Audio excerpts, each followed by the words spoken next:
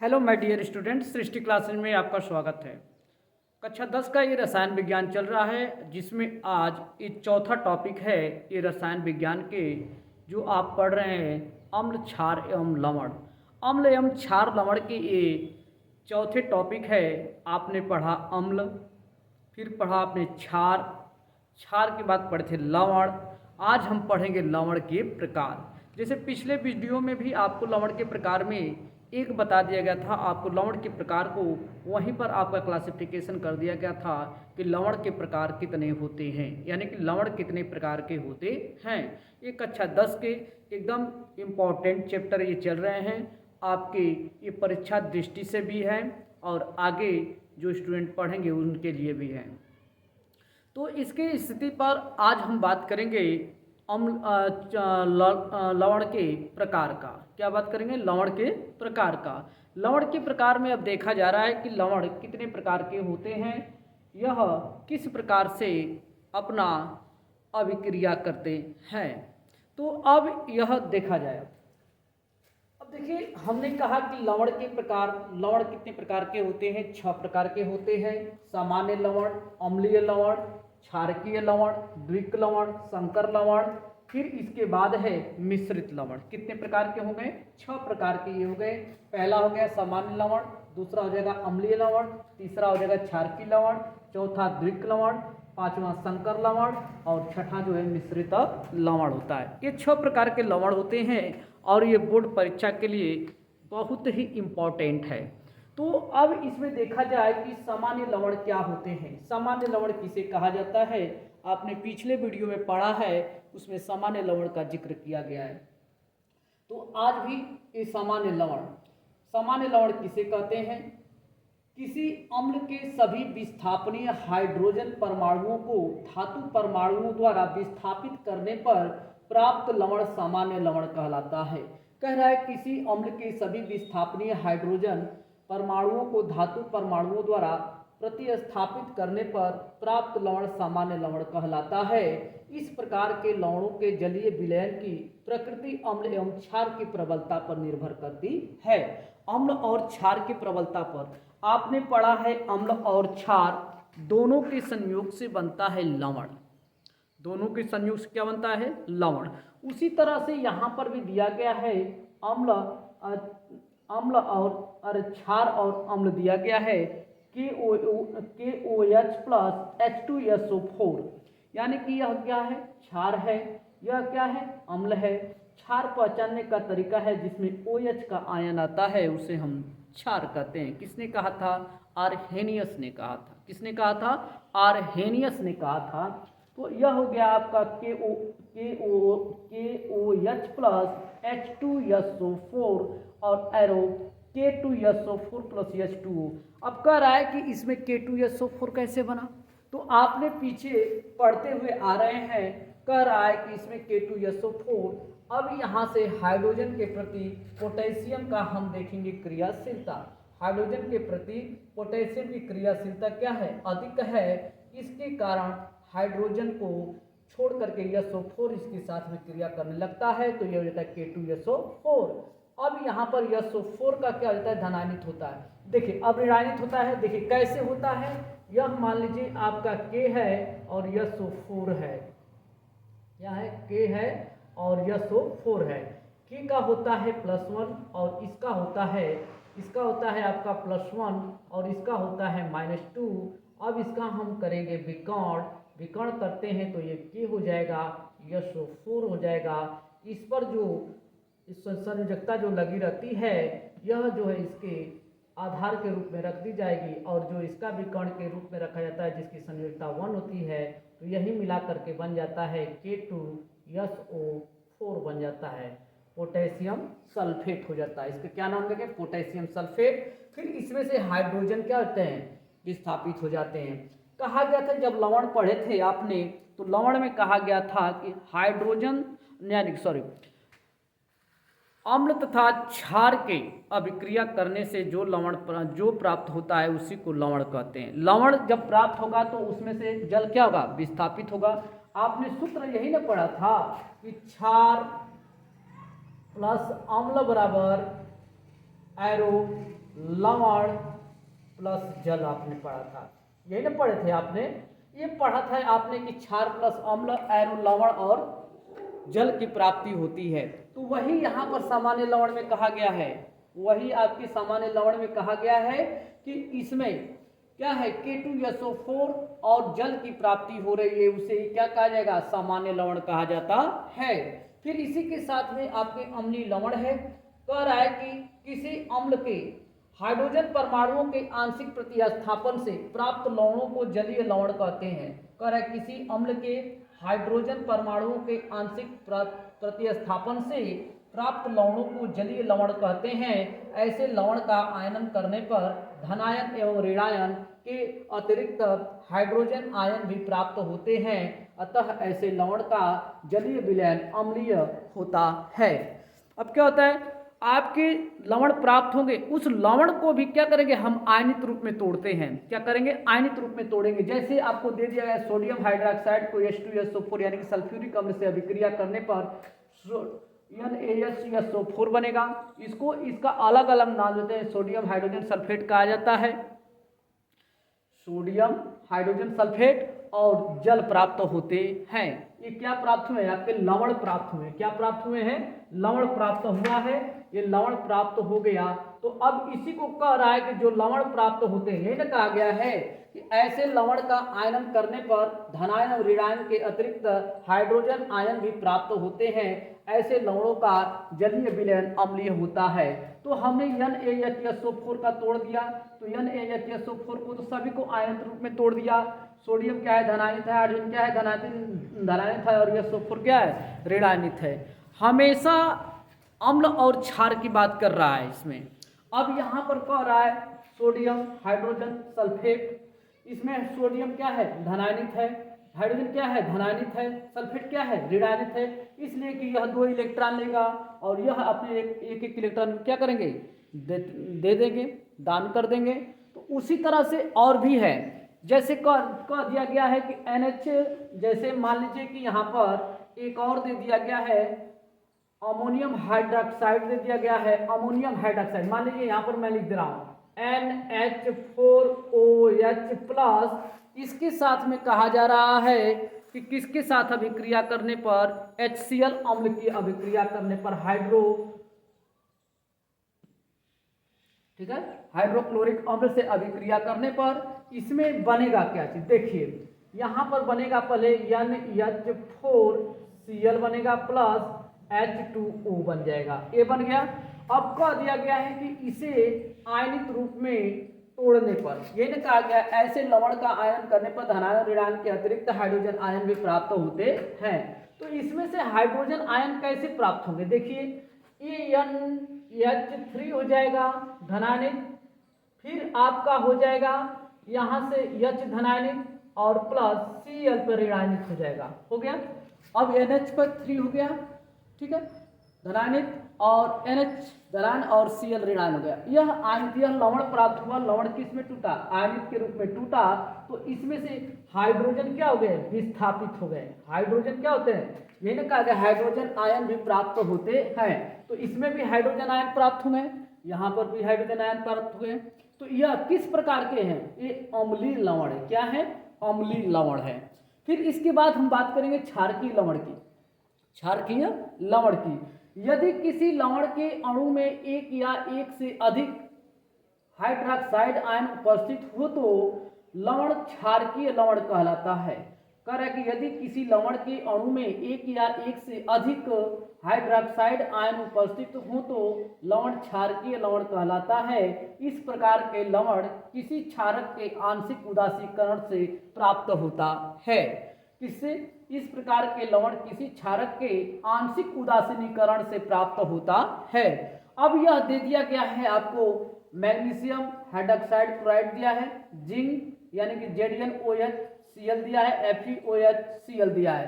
अब इसको कह रहा है कि अब क्षारकीय लवण कहलाता है। इस प्रकार के लवण किसी क्षारक के आंशिक उदासीनीकरण से प्राप्त होते हैं। उदासीनीकरण का मतलब ये हो गया कि उत्क्रमण, यह अभिक्रिया से जैसे तोड़ेंगे आयनित रूप में वैसे ही ये फिर जो है आपके प्राप्त हो जाएंगे। तो आयनित रूप में तोड़ा जाएगा।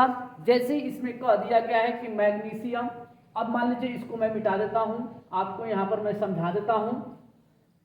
अब यहाँ पर से आपको समझना है, इस रिएक्शन को कह रहा है कि लवण किसी क्षारक के आंशिक उदासीनीकरण से प्राप्त होता है। तो आपको दे दिया गया है कि MgCl, दे दिया गया है कि MgOHCl।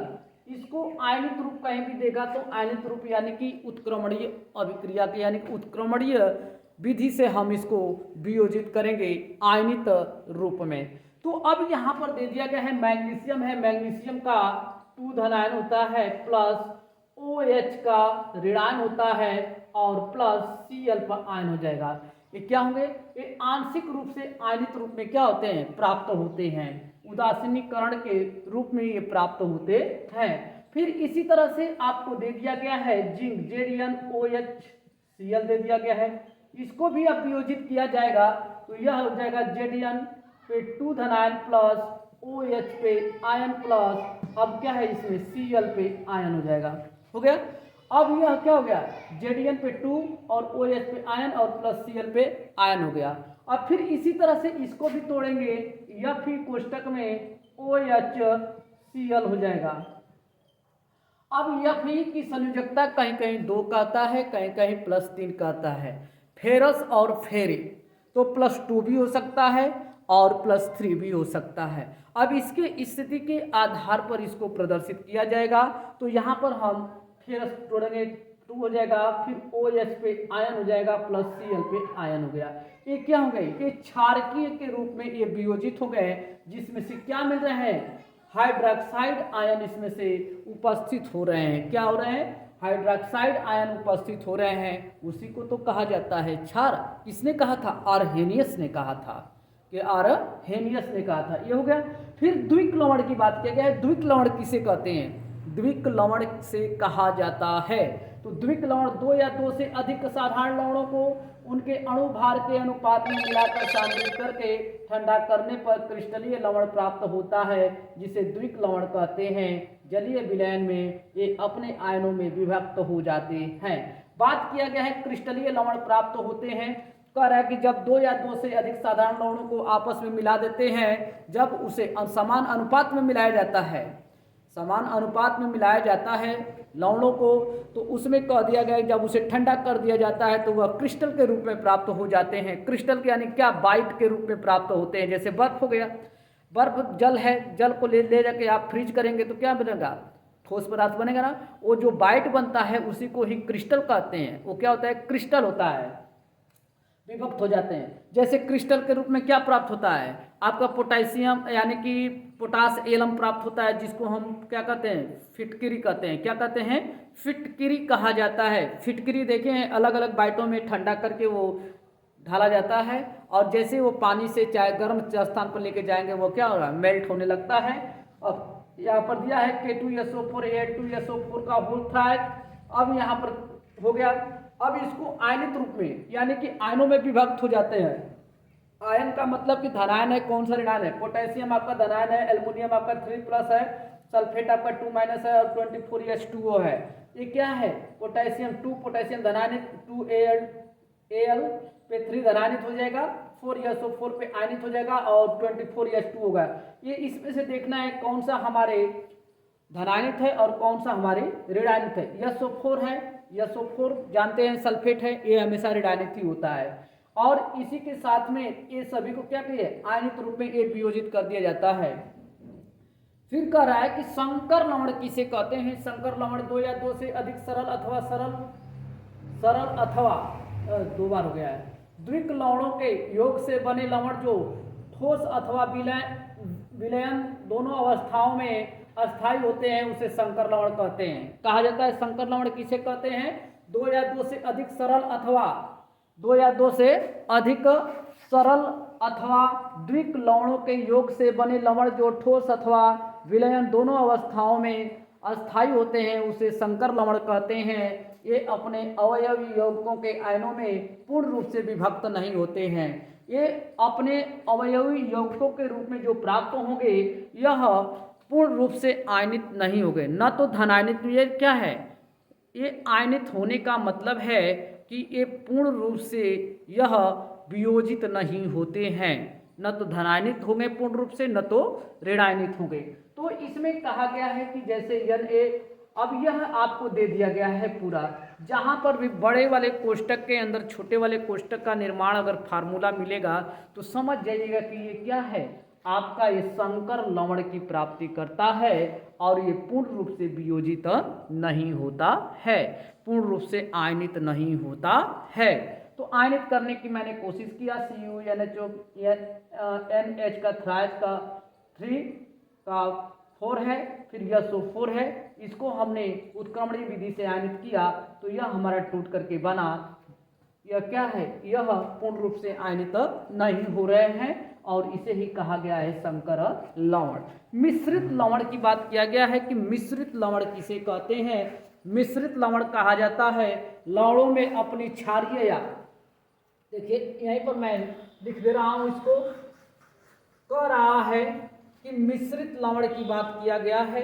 ये है मिश्रित लवण, मिश्रित लवण। देखिए मिश्रित लवण की बात किया गया है। मिश्रित लवण किसे कहते हैं, मिश्रित लवण में अम्लीय या क्षारीय, मिश्रित लवण में, मिश्रित लवण में अम्लीय या क्षारीय, अम्लीय या क्षारीय, अम्लीय या क्षारीय मूलकों की संख्या एक से अधिक होती है।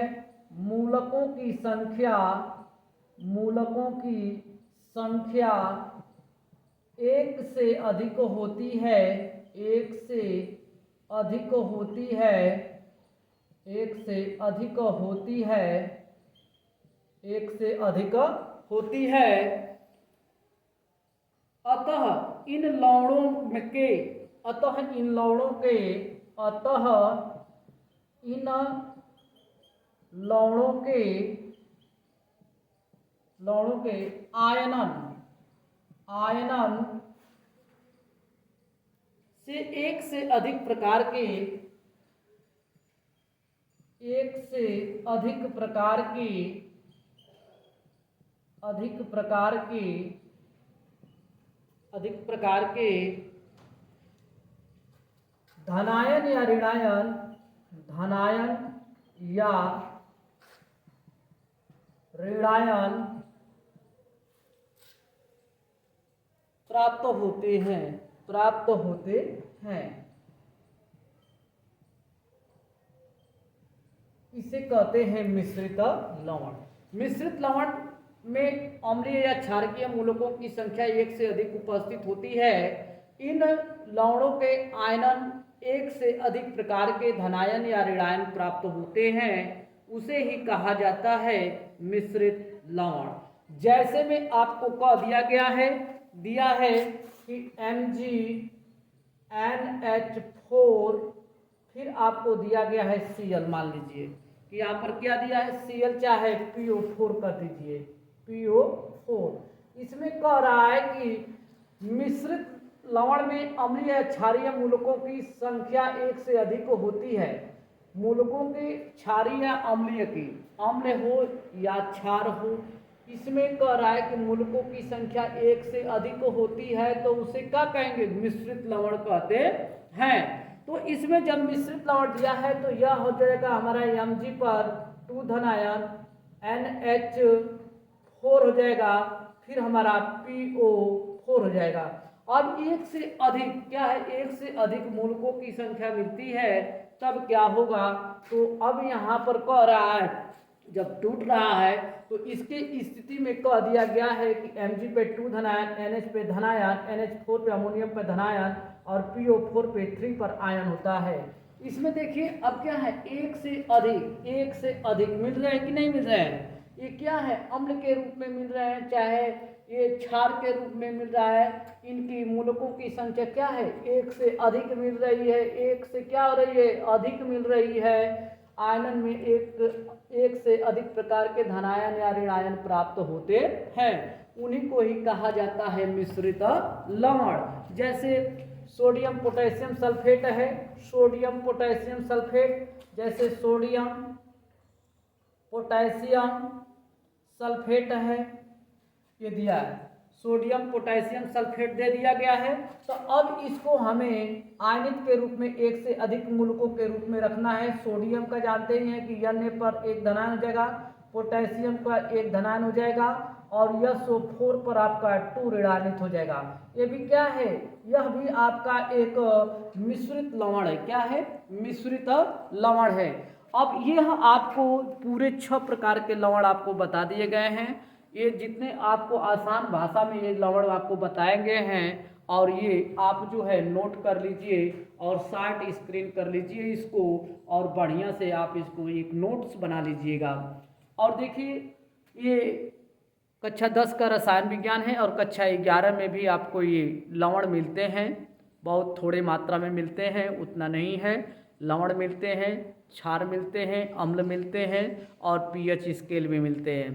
तो ये सब आपकी कक्षा 10 में भी हैं और आपको बहुत बढ़िया से समझाए भी जा रहे हैं, लिखाए भी जा रहे हैं बोर्ड पर। अब ये बात है कि ऐसे भी पढ़ा दिया जाता लेकिन बोर्ड पर लिखने में ज़्यादा उस तरह से ज़्यादा समय लग जाता है, तो इसलिए पहले से लिख दिया जाता है।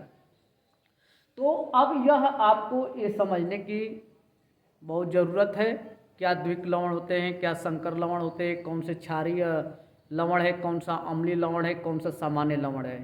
तो ये आपने पढ़ लिया रसायन विज्ञान में। फिर इसके बाद हम पीएच मान की बात करेंगे कक्षा 10 में, बहुत ही इम्पॉर्टेंट है। और पीएच मान जो है कक्षा 10 में एक न्यूमेरिकल उस पर आता है, तो उस न्यूमेरिकल के लिए भी हम पीएच मान पढ़ेंगे और बहुत ही अच्छे से पढ़ेंगे। और हमारा ये चैनल आपको बहुत पसंद आ रहा है तो आप हमारे चैनल को लाइक शेयर सब्सक्राइब कीजिए और ऐसे ही आपको बहुत जल्द ही अच्छे ढंग से और भी वीडियो प्राप्त होंगी।